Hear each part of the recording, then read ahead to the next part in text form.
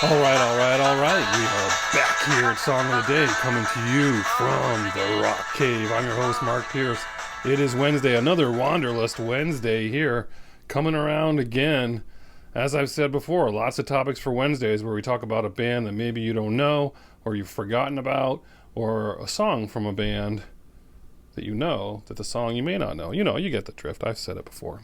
What are we talking about today? We're talking about the 90s band James. Who remembers the band James? Raise your hand.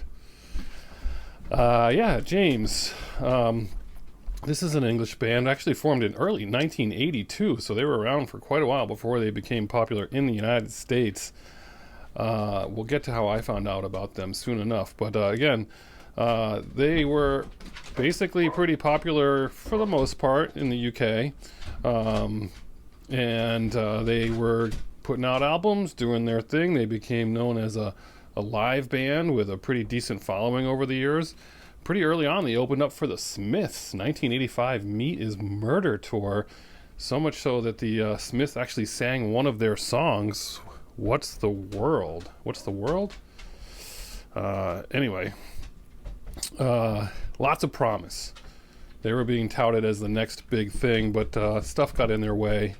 The usual drugs, the usual, a couple of them joined some kind of sect that put restrictions on their daily activities. That's a true story. But they kept plugging along.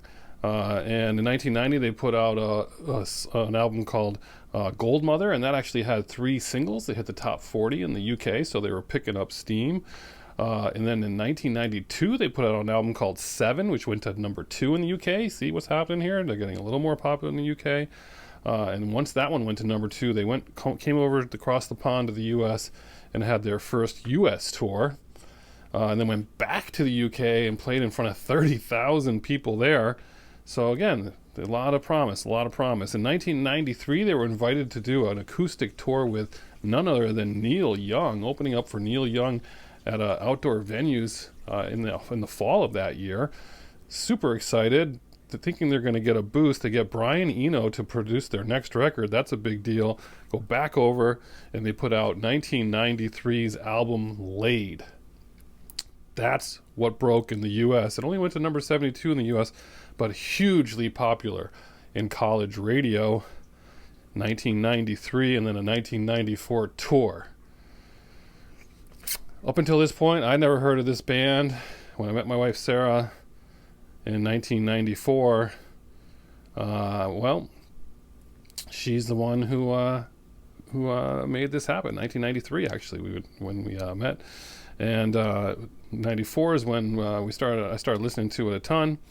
I don't know if she had seen them in concert, but it was just one of the bands that she listened to in college. And it was a big deal. We actually saw them in concert. We went to Toad's Place in New Haven, Connecticut, and saw them there. That was a pretty big deal. And this record was a decent record and all over the place. Of course, the title track, Laid, is the one that everyone knows if you were listening to college radio. And even now they play that on the radio. And that was a good one. And that's the one that you would know from them. More albums, member changes. I mean, the typical thing. The next album didn't get quite as much traction, and then there were, again, member changes, accidents, physical accidents to people. They broke up in the early 2000s, so really that album Laid is what their pinnacle of their career here in the United States. But they got a lot of decent, good songs there. There's the stuff you guys should check out, other than the title track, which is your song of the day. You've got Come Home, She's a Star, Waiting Along, Born of Frustration, Sometimes, that's a good one. Sit Down, Say Something, Tomorrow, Out to Get You. These are all good songs. They have a greatest hits. You can just pull that up on Spotify or on Apple Music, play James' greatest hits, but that song Laid is the one that you probably know, like I said. So that's your group of the day on Wanderlust Wednesday. James. Who remembers them? Comment below. Song of the day, Laid. Play this. Tell me your memories. Like I said, I think some of you will know this song and many of you won't. But that's why I'm here on Wednesdays. Enjoy it. I hope whatever you're doing today involves music. And as usual, I'll catch you on the flip side.